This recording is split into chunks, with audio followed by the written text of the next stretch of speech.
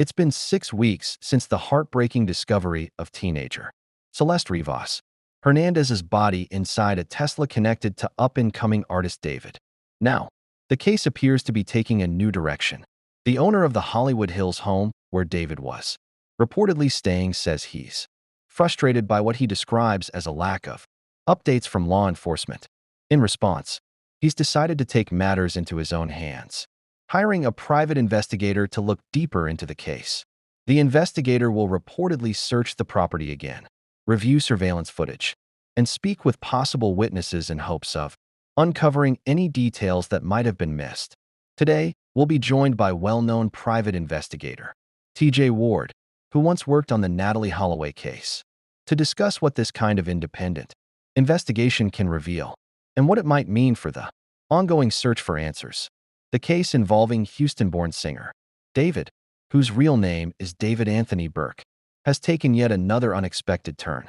Just weeks after the body of 14-year-old Celeste Rivas Hernandez was found inside a Tesla reportedly linked to the musician, new developments are beginning to shift the focus of this investigation. Authorities are now looking more closely at a Los Angeles property that David was said to be renting shortly before Celeste's body was discovered. Behind the scenes, someone has reportedly been brought in to help uncover more information about what really happened, and we'll get to that soon.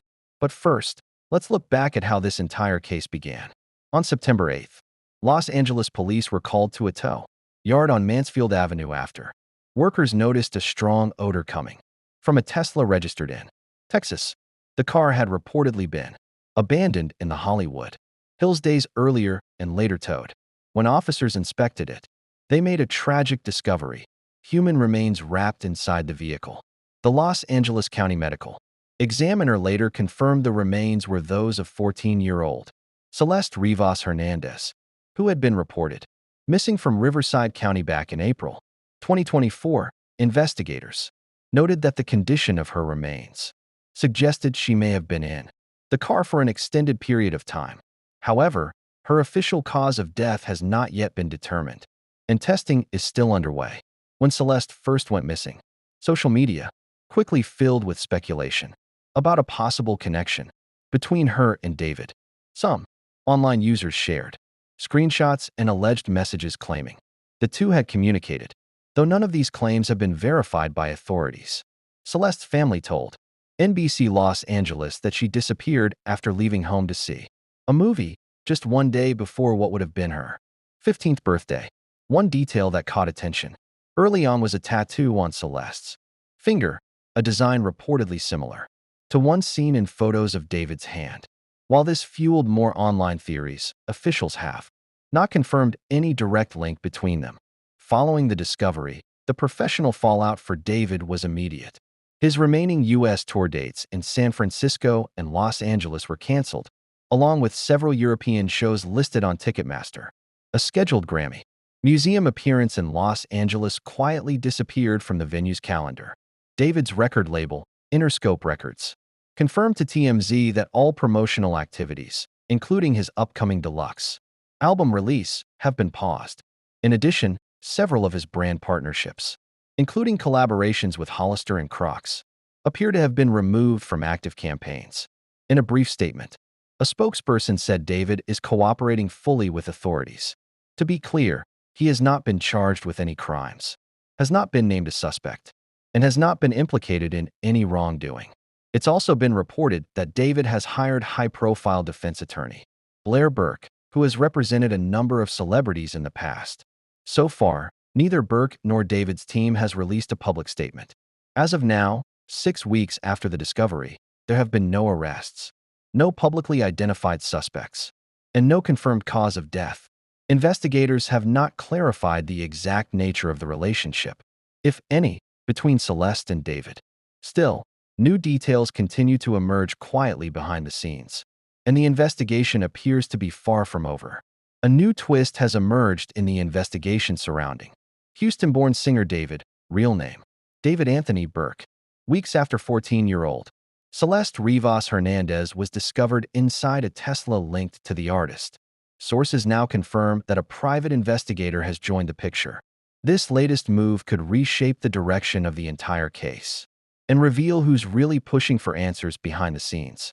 To help us understand what this means, we're joined by experienced private investigator TJ Ward, who's best known for his work on the Natalie Holloway case. Host, TJ, thank you for joining us. Based on your experience handling missing teen cases, what are some of the early red flags or steps you look for in a situation like this, especially with the online rumors connecting Celeste to David? TJ Ward. Well, whenever law enforcement gets involved in a case like this, the first thing you do is identify everyone connected, directly or indirectly. You have to look closely at the people involved, their backgrounds, and what roles they might play. In today's world, one big advantage we have is the amount of surveillance everywhere. Reviewing camera footage, especially around where a vehicle was found or where it may have been, is critical for piecing together the timeline. And I'll add something that surprises people. When I take on a new case, I also investigate the person who hires me. That's an important step because you need to understand why they're hiring you and whether there's any conflict of interest. Over the years, I've had people try to bring me into situations where there were restraining orders or hidden motives. So it's something you learn to handle with care. That insight leads directly to what's happening right now. The latest development centers around a luxury Los Angeles home that David reportedly rented for tens of thousands of dollars per month shortly before Celeste's body was discovered. According to reports from TMZ and other outlets, the owner of that Hollywood Hills property, identified as Malden Trifanovic, has hired his own private investigator. He reportedly made this decision after growing frustrated with what he described as a lack of updates from police.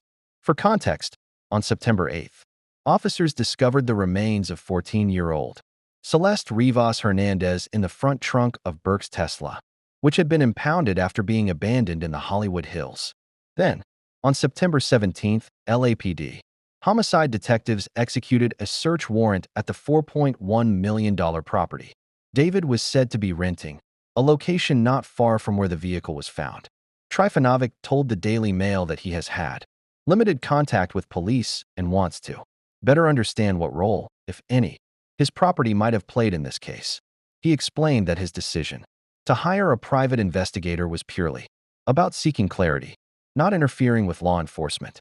In a statement, he said, "My family and I want to understand what may or may not have happened in or around a home that means a great deal to us. We're not trying to interfere with the LAPD's work. We simply want answers that we might not receive otherwise." He also told TMZ that the investigators' work is still in the early stages and that it will take time to gather all the necessary information. Host, TJ, what do you make of that decision? TJ Ward. Honestly, I think it's a smart move. When information from police is limited, property owners or families sometimes have no choice but to seek answers themselves. It helps them understand what's going on and ensures nothing important gets overlooked. Host. So, for whatever reason, this man's property and the fact that Celeste's body was found in a car connected to him has now made his home part of this larger investigation. You mentioned earlier that police executed a search warrant there. What exactly would investigators be looking for in a situation like this? And what might they have taken from the property? TJ Ward. That's a great question. When a location becomes part of a case like this, it's no longer just a piece of real estate. It becomes evidence. The police likely searched the property, looking for anything that could connect what happened to that home. Things like surveillance recordings, personal belongings, or items that may help establish a timeline. For the homeowner, hiring a private investigator is actually a very smart, tactical move. It allows them to understand what's happening and to protect themselves legally. The investigator will want to see the search warrant, as well as the return. That's the document listing what officers took from the home. Those records help determine exactly what law enforcement was after and what evidence might be relevant. Host, that makes sense.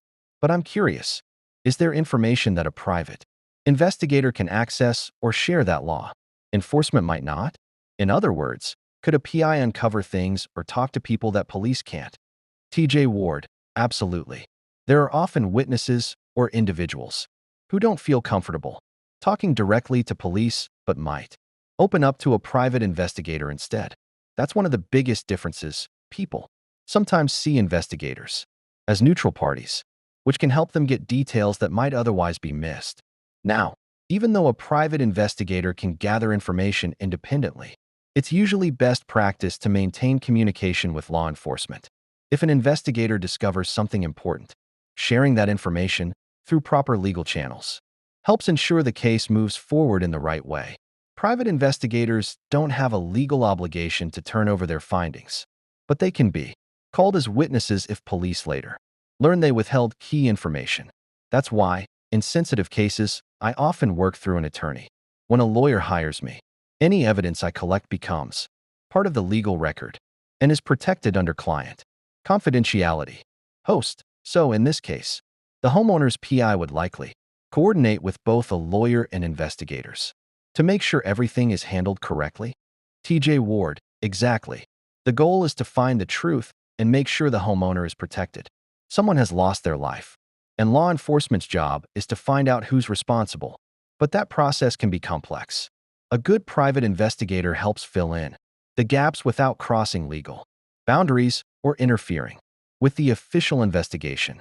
6 weeks after the heartbreaking discovery of 17-year-old Celeste Rivas Hernandez's body inside a Tesla linked to emerging singer David, the investigation has taken a surprising new direction. The owner of the Hollywood Hills property, where David was reportedly staying, has grown increasingly frustrated with what he describes as a lack of updates from law enforcement. In response, he's hired a private investigator to review the property, go through surveillance footage, and speak with anyone who might know more about what happened. According to private investigator and former law enforcement officer TJ Ward, who once worked on the Natalie Holloway case, this kind of independent investigation can sometimes uncover details that might not surface in an official police inquiry. Ward explained that when a private investigator steps in, it's often to protect the client's interests, in this case, the homeowner, especially when the property itself could become part of the evidence in a major investigation. The goal is to understand what law enforcement searched for, what they removed, and how it ties into the ongoing case. Private investigators can sometimes access information in ways that police cannot. For example, witnesses who might feel hesitant to talk to law enforcement are often more comfortable speaking to a private investigator. Still, Ward emphasized that any credible findings should ultimately be shared with the police to help move the investigation forward. However, not everything a private investigator learns must be turned over immediately. If the findings could implicate the client, Ward advises working through an attorney so that sensitive information remains confidential until the right legal steps are taken. He also noted that while private investigators can gather background information, interview witnesses, and analyze public records, they don't have the same authority as law enforcement, meaning they can't execute search warrants or directly access forensic evidence from an active case. Once a case is closed, certain evidence may become accessible, but during an open investigation, those materials remain sealed. And while private investigators play an important role, Ward cautioned that they must always stay within the law and avoid interfering with the police's work. Ultimately, the private investigator's job here isn't to replace law enforcement, but to help ensure that no important detail is overlooked and that the truth about what happened to Celeste comes to light in a way that's respectful, lawful, and thorough. While we're on this topic, there have also been some important updates that could help clarify the timeline of events in this case. On September 18th, the same day police responded to a reported swatting incident at the home of David's parents. In Texas, property records show that David transferred ownership of 2 homes in that state into a trust under his mother's name. A second property transfer reportedly occurred just a few days later, on September 22nd. What makes this timing particularly interesting is that the second transfer came shortly after Los Angeles police carried out a search warrant at the Hollywood Hills home, the same property where the Tesla connected to the case was found. It's still unclear whether these property transfers are directly related to the ongoing investigation, but they've certainly raised questions if the transactions are relevant Investigators may need to coordinate with Texas authorities to obtain records, subpoenas, or any other documents that could shed light on the situation. When asked whether a private investigator might also look into these transactions, experts say it's entirely possible. In cases like this, private investigators often work alongside law enforcement, sharing leads, verifying timelines, and filling in information gaps that could help clarify what really happened. In this particular situation, the homeowner's main goal appears to be understanding why his property became part of a criminal investigation and ensuring that his name is cleared if he had no involvement. That's why the investigator's findings, especially anything discovered through interviews or property reviews, could be critical for both the homeowner and the overall investigation. Meanwhile, body camera footage from Texas police has revealed just how tense the swatting incident was. Officers arrived at David's parents' home with their weapons drawn, responding to what turned out to be a false emergency call. The video shows officers attempting to communicate with those inside and confirm that everyone was safe. Fortunately, no one was injured, but it underscores just how volatile and complex this situation has become, spanning multiple states, investigations, and unanswered questions. Police body cam footage from that day gives a clearer picture of what happened during the reported swatting incident at David's parents' home in Texas. According to authorities, officers rushed to the property after receiving a 911 call claiming that a gunshot had been fired and a woman was heard screaming. The call also reportedly claimed that someone at the location was dead. Because of the seriousness of that report, officers arrived with their weapons drawn, fully prepared for a possible life-threatening situation. When they reached the home, they made contact with a woman inside who appeared startled and confused. She insisted that nothing had happened and that everyone in the house was safe. Moments later, she called 911 herself, likely to verify what was going on after police showed up at her door. Body cam audio captures the confusion between the officers and dispatch as they worked to confirm whether the original call was real or a hoax. Officers explained to the woman that they'd received a call linking her address to a possible homicide. They clarified that 911 systems can automatically ping a location when a call is made, which is how they were directed to that property. The woman seemed shaken but cooperative, and officers carefully checked the grounds to ensure there was no danger. Once it became clear that no one was hurt and there was no evidence of a shooting, they concluded it was a false alarm, most likely a deliberate swatting attempt. Before leaving, the officers reassured the homeowner that they hadn't caused any property damage and explained that such calls are taken seriously, no matter how remote the location might be. They emphasized that their priority was always to protect lives, even if it turns out to be a misunderstanding. While no arrests were made in connection with the swatting call, incidents like this can carry serious consequences. False emergency reports not only endanger the lives of innocent people but also divert critical law enforcement resources from real emergencies. After police cleared the scene, officers stayed behind for about 20 minutes to make sure everything was safe. They found no evidence of gunfire, no signs of injury, and no shooter anywhere nearby. It was quickly determined that the call had been a false alarm, what appears to be an intentional swatting incident. The question that remains is, why? A few days later, authorities released the 911 recording from that night. The call itself is unsettling. The voice on the other end sounds distorted, almost robotic, suggesting that it may have been altered or run through a voice-changing program. In the recording, the caller calmly tells dispatchers they heard gunshots and a woman screaming outside their home. When asked for details, the person claims that someone might be dead, but provides little else before abruptly ending the call.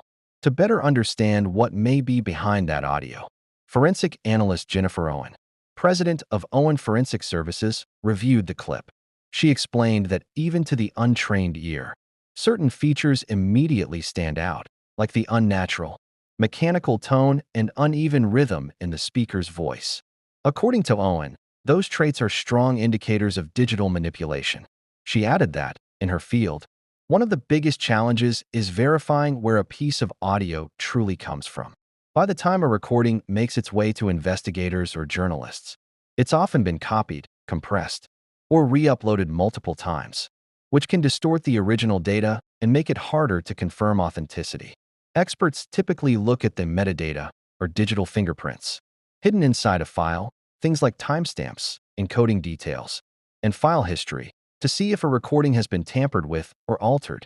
But even with those tools, it's not always possible to be certain. Still, based on Owen's decades of experience, she said the voice in this case strongly resembles one produced by a voice-changing device, raising even more questions about who made that call and what their intentions really were.